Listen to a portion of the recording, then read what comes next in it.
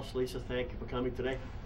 Alice, one of the things we're interested in is family histories from Ireland. Can you tell us, to the best that you can remember, how long your family, I know your family's been in this town as long as perhaps any other family. Can you tell us when they came from Ireland? And, well, actually, my great-great-great-grandfather, they came in 1865, and they moved to Somerville, and that was Bernard and his wife Kath. What was your last name? Kirk. I'm sorry, Kirk. And they moved to Somerville, and he had two children, Mary, who was 2 years old, and a son, Bernard, who was 4. And his daughter, Mary, and his wife both contracted tuberculosis, and they died. So he went back to Ireland. And they stayed there for about 15 years, and they came back then, 1881, around that area. I don't remember the exact date. And they landed in the North End, and they stayed there. And they were one of the old Deros.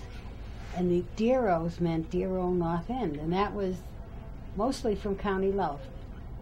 And over the next couple of years, he moved into Charlestown.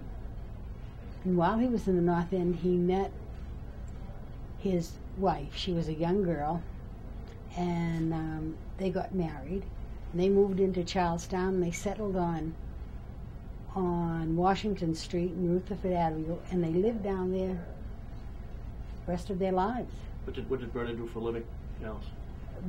Which one? Well, the original, the one who came in 1881. The one who came in from the North End. Oh, to the North End. He was a dock worker. He was a dock worker, and that's what he had. They had 5 children. Alice, you grew up in St. Mary's Parish. On Monument Avenue. Monument Ave. Mm-hmm. And you attended St. Mary's School. Tell us a little bit about St. Mary's School and that during your era. A little different than, obviously, school's long gone. And tell us what you think it means to be a townie. We talked about that earlier. Well, it's funny. It's a different concept from when I was a kid. You were a townie. You were tough. You were Irish. You were a Democrat, and you were a Catholic, in that order. And you were damn proud of it. You were very proud. That was your identity. You lived for this town. Let me ask you, was the term townie used in those days? I'm trying to, what were they? You know, it's funny, I don't remember. I think it always was a townie. I don't really remember when I heard that expression first. I just always referred to us as townies. So the family's been in Charlestown a long time. Yes. Tell us what you think, what your assessment of this Charlestown of today, a little bit. It's changed a great deal. I'm not going to say whether it's better or worse or whatever. It's just changed. And all communities surrounding us have changed the same way. It's not the neighborhood it was when we were young. You watched every movie made, because someone stuck their head out the window and said, "I know your mother." Right. Exactly. You know, your Aunt Mary will hear about this. Right. You know, so you watched everything you did. Everybody knew you. No matter if you came from the bottom of Bunker Hill Street or the top of Bunker Hill Street, they knew you. And I came from Monument Avenue, where, at that time, were nothing but doctors and lawyers and teachers. And we had to walk like, my mother would say, "You act up on that street and I'll kill you." Who were some of your neighbors? Do you remember some of their names? Oh, sure, with the Rogans and the Galvins and the Callahans and the Roses. Oh, I remember them all. Mike Donovan's family was across the street, and the Regans were on one side. The Rogans were spinster school teachers that lived next to us. They used to make us run to the store and then give us an apple or a penny. And if we ever tried not going, my mother would have us by the neck.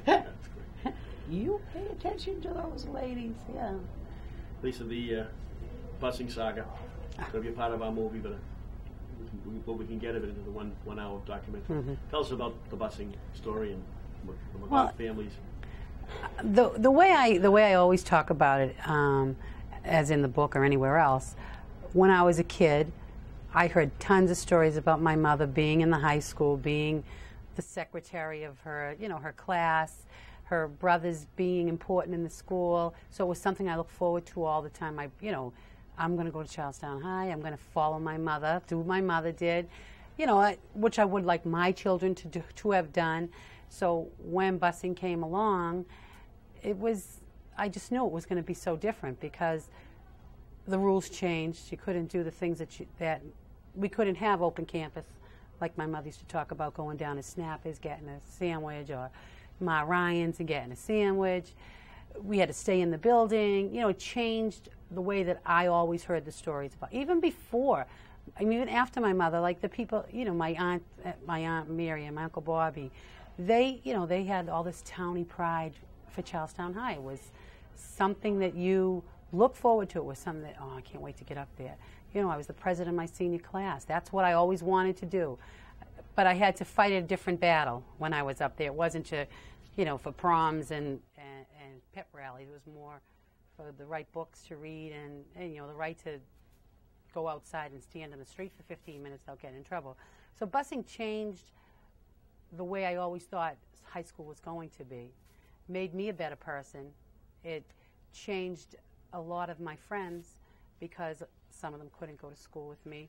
Some of them had to go, parents moved. There was a deeper. I'm sorry, I have to stop. Okay, guys, when we were talking about the busing saga, as I think some people call it, is long-term effects of Charlestown. Alice, you had some thoughts on that? Well, my thoughts in particular, Lisa was talking about the social aspect, but of course, the mothers and fathers in the town, a lot of them, they were blue-collar workers, hard-working people, but not a ton of money. And going to Charlestown High meant scholarships. It meant a hockey team where you could go from the high school to a college. At the football team, that was gone. That ended. The tradition was gone. Everything was gone. Yeah. It was not the same thing. It was sad. It was sad. Just the things that they had annually in the school that the kids look forward to, everything was gone. The thing that I always think about is, and we're talking about it now, is high school reunions. It's so hard to have a high school reunion. For my 5th year, I did one, which wasn't so bad because he was still kind of young and some of us were still around. But I had to find kids from the Edwards that graduated in the 9th grade at the Edwards to come because a lot of those kids got bused, and they were still part of our crew, but they weren't in our school. And we decided as a group, let's invite those kids, even though they didn't graduate with us. So then we did our 10th year, and it got a little harder. Now we're talking about doing the next 8 years from the time my brother Danny graduated to the time my brother Bobby graduated, and try to get those 8 years together.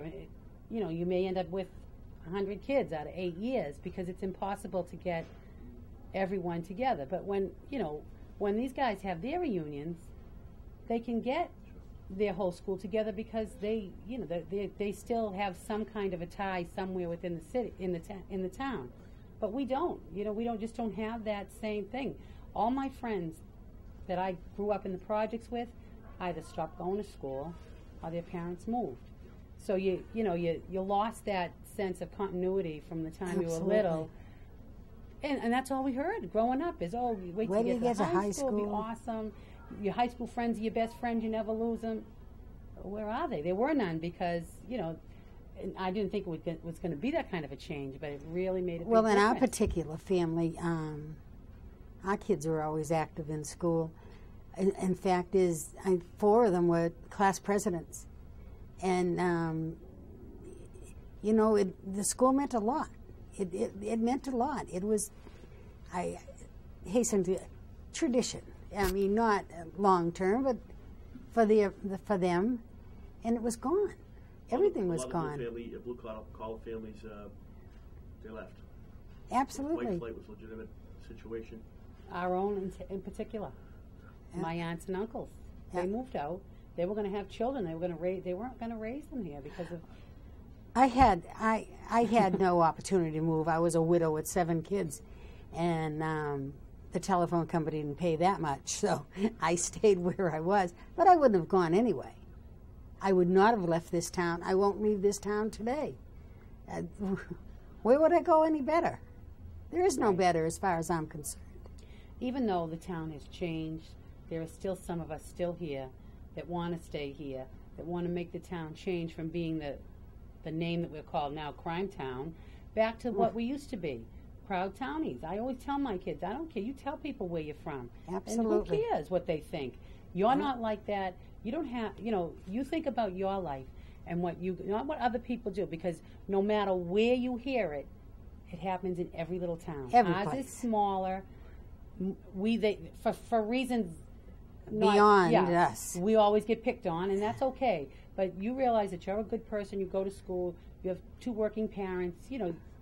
You're proud of where you live, and that's all you should have to worry about. And if people say crime town, ignore it. Because they get upset. People don't realize it. The kids get really mad that the kids are affected by headlines. Yeah, they're you hate very to tell affected. people that you're from Charlestown. Oh, you live there? And that bothers me. And I tell my kids, you say it and you say it loud. Too bad for them. I'm not one to move. I'm not going to move. I never plan to move. And I hope my kids decide that this is where they want to live. Because the more that they move out, then it was like anything with abandoning the ship in high school. People said to me, okay, you didn't get bused, then why are you going to Charlestown High? That's what I'm fighting for, to stay at my school. Just because I didn't get bused doesn't mean I don't want to go there. I do want to go there. So call me whatever you want to call me. The point is, I want to come here. I'm going to stay here and try to keep the tradition going. And that was my purpose. A lot of people said, if you're against busing, you're not supposed to go to school. You're supposed to boycott because you'll show. But that wasn't, and actually, my mom gave us the opportunity. Every one of the kids that were involved, I said, you can go to the high school, you can boycott, you can do anything you want. I won't stop you. If you choose to get on the bus, I won't stop you. I don't believe in it. It's a freedom that they're taking away from me. It's my choice to send you where I want to, and they're taking that away from me. And that's why I'm fighting. It has nothing to do with who's coming to school or who's leaving the school. It's one of my freedoms. And you have freedom. Sorry. I'm sorry I cut you off. That's all right. What I was saying is that I gave them all a choice, and they all chose to. Up there about the busing thing. We were talking about. Go on. Just having the right to decide. What I was saying, I gave the kids the choice because that was what I was fighting for. I wanted them to have their rights, and their right to go was part of it. They all chose to go because I didn't want them to hate anybody. I didn't hate anybody. I wanted them to have their own personal rights, and the right was to go to the school of your choice. And our particular choice was Charlestown because we lived there. Why should the kids be chased all over the city to go from one, let's face it, inadequate school to another inadequate school? And that's what it was all about. I'm sorry, I touched the wire. Do you want to give you a piece of tape? A lot of people think that. I think the Ups have done a good job. I hate to think what would have happened to the town without them. And again, I'm not talking about the minority situation or anything else. Everyone's entitled to live anywhere they want. But we needed the influx of money and caring people and improvement, and it all came with the Uppies. And I'm sorry if I'm insulting anyone. I don't. But you know what? I can. The thing is, though, my whole thing about it is, I wish they would stay. That's it. That's the thing. That's it's great that they come and they Mom, you got it again. I do. Sorry. I'm really sorry. But You can't touch that. Oh well. It's great that they stay, and they come. I mean, they come here and they buy up the property and they make it look nice. But as soon as they have their kids, they leave, and that's we want to keep it as a community. We're a great community, and just let them stay for a little while and see that if they stay, they can help us make it better. That's the whole thing. Well, the sad part is the majority of people that move into the town and realize we're not the animals they've read about, they like us. They like the town. They like the convenience. It's still a community. They like that neighborhood feeling. You can go to the 99 and see 17 people that you know. People like that. But, you know, I noticed the people that are around our area that move in, and they stay for a couple of years, and they have little kids. And as soon as the child gets school age, that's where the problem begins. Then they go. Because they have to pay for Catholic school, because let's face it, I work in the Boston Public Schools. My kids went to school up until middle school, Boston Public Schools. But once you hit a certain grade, you think twice about where you're going to send your kids. And if you don't have a child that's smart enough to go to Latin school or Boston Latin, you really don't have much to choose from, because we get to go to East Boston and Charlestown. We don't really have the choice of all over the city, because that's just the way it is. So do you want your child to go to Charlestown High? I wish she could, but I don't know if she'd do well down there. You know, are they going to offer her? Are they going to? I don't know, because I'm not there. I can't really talk about it like I hear, but the things that I hear that come out of there scare me. So I don't know if that's where I want my 14-year-old to be. You know, and I'd like to have a nice Catholic education, because that's the way I was raised. I went to school in Boston Public Schools, but we went to church every Sunday. Church was a big part of our life growing up. And so you know, if I can't go to my Charlestown High, then she'll go to a Catholic school. They'll both go to Catholic schools, and you know, and that's... It's a great burden on the families, though. The cost is... sacrifices that you have to make. Oh, it's incredible. More people say to you, well, if you move out of Charlestown, then you don't have to pay for Catholic schools. But you miss your town. Well, you know what? It's a sacrifice I make. I prefer to see them go to a Catholic school. I'll stay here. And what do you guys think of this church business, the reconfiguration, the potential closure of two of our churches? Do you think is that going to have an impact? I don't see how it cannot have an impact. Your life revolved, more or less, not as much today as years ago, but your life kind of revolves around the church. The first thing you say to people is, what parish are you in? Yeah, everybody says that, yeah. That's the first thing you say. It's you're identified by the parish you come from. Oh, you know her, she's from St. Mary's. But, you know, when we grew up down St. Catherine's, we didn't talk to people from St. Mary's or St. Francis. You know, it's so funny. Now we all live up the top of the hill. But my whole thing is, I just can't see them closing a church that's producing, that's doing its job. Is there a reason why?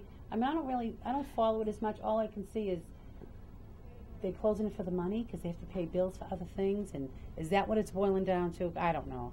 There's no reason to close a church that's working, that's keeping themselves afloat, you know, and to get rid of a Catholic school that was doing fine. So it was small. How can you even consider St. Mary's? Now, I'm from St. Francis Parish. I grew up in St. Mary's and very loyal to it growing up. That church is so old. It's so beautiful. How can you even... But then again, why St. Francis? Why St. Catherine's? St. Catherine's now has a Spanish mass for the newcomers. I mean, how can you close something like that? I just don't understand. I don't understand why they're doing it. I know there's a lack of priests, a lack of money. They have to pay all those cases that it. The thing that I see, though, I hate to see that it's that it will separate the community again. Mm-hmm. Because when they were talking about closing St. Catherine's, we felt, and I'm a St. Catherine's person, that's right, got married, communion, the whole 9 yards. I was up there saying, oh well, because I'm from St. Francis. You know, it was kind of an awful thing to do. It was a funny thing. Because people were standing out in front of St. Francis at one point with their Save St. Catherine signs and saying, what are you doing up here? You grew up down here. But now that St. Francis is my parish, is a different story. I'm assuming I'll be right out there with signs if it's going to be St. Francis that they're thinking of closing. But it kind of separated people when that first started happening. We used to call. Oh, because you're from the top of the hill now? You're from the south of Ireland, and we were the north with all the fights. I just feel bad because you have a hard-working priest that wants to work and wants to be at church and wants to be involved with. He's not out golfing on the weekends. He's there. And, you know, you're going to close his church because of why? I just don't understand. No one gives you a reason, like the school. There was really no reason, No reason. why they closed. They didn't give us a good reason of why they closed. Well, a part The of, mic is covered up now, so let me just move it up. And I moved again without it just thinking. keeps I'm getting sorry. covered up, so I can't- They're going to have to cut this about 93 different times because Go ahead. Any final thoughts about what we talked about today? Charlestown, the Irish presence. I like the idea of the film to show that we're still people and we're not what they portray us in the Herald of the Globe, especially the Herald. Well, it was like with Common Ground. I say, you know what people think of me, I don't care. I just want the rest of the world to know that Charlestown wasn't full of animals. You have, they always found the ones that were doing the wrong thing, but they never looked for the people who were doing the right thing. And that when we came down to the discussion, I said to her, we need to let people know we're not like that. We're not the racists or the bigots that people think we are. And we're just always proud townies. people. I don't care if you've moved out 40 years ago. Yeah, that's funny. You meet them, they'll say, oh, I'm a townie. They're all townies. And every place you go,